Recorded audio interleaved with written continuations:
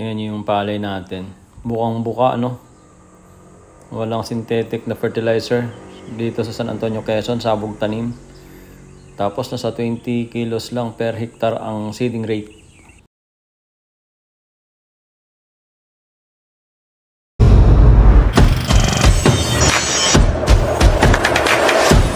Hello mga ka-Agreed, magandang araw po sa inyo lahat. Naalala nyo ito, inispira natin ang Bioenzyme, yung ating bagong grader na taniman ng palay na dati pong talungan. Ilan lang ba ang mga farmer na nag-i-spray sa lupa ng pangkondisyon sa lupa? Marami po sa mga farmer, automatic, ilaland prep na nila at diretso tataniman na. Tayo, nagkukondisyon tayo ng lupa, no? Then ang pagsasabog natin is madalang lang po ang pagsasabog. Paatras pa nga ako magsabog eh. Kasi gusto ko talaga na ang binhi ay naka-scattered ng maganda doon sa palayan. At kung may tubig-tubig man, yan po ay dahil nga tagtuyot. El Nino edition po ito. Kung naalala nyo po yan. Pero dahil napalutangan natin yung mga binhi, kaya diretso rin po lumulubog yung binhi niyan. Lahat ng mga nakakita, kahit po yung taga dito, ay hindi po maniniwala na lalaki po ng ganito ang palay natin. O, tingnan nyo naman ang laki na ng palay natin. Alam nyo po, ang hugot ko dito is mabigyan ng inspirasyon yung mga farmers na yung mga area na katulad nito na meron din naman tayong papapkukuhanan ng tubig. Katulad po dyan sa amin sa Palawan, mayroong malaking ilog dyan. Ay ngayon, kung hindi nila padaluyin dyan sa NIA yung tubig, at least lawitan mo lang ng makina at ipadaan mo sa hose na parang vinyl na hose, ay makakapagtanim na po kayo. Kaya nga po ito, dinedemo ko to eh. Kung tustusin, hindi ko naman para pahirapan yung sarili ko. Pero gusto ko lang ipatunayan na wala kang abono na synthetic, kulang sa kapital.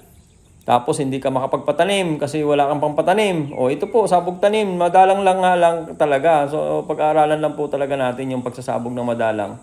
Tapos meron tayong mga local material, yung ipot ng manok na ipoproseso natin. Kailangan lang talagang iproseso para mapatay po yung mga pathogens ng ipot ng manok. Then after that, sundan nyo lang po yung mga proseso natin. At ganito rin ang sistema nyo. Oh. Wala ng abonong komersyal, matipid sa binhi, matipid din sa tubig, antibay pa sa El Nino.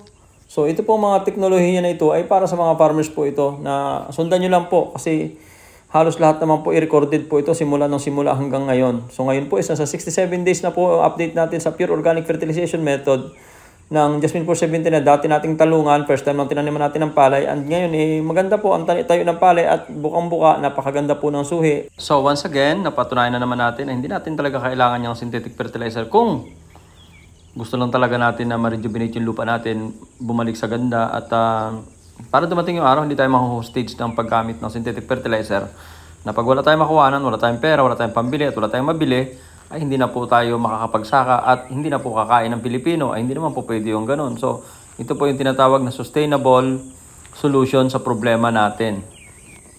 So with that, thank you very much mga ka-Agreed. Dire-diretso lang po yung ating pag-update dito sa ating sabog tanim dito po sa San Antonio, Quezon.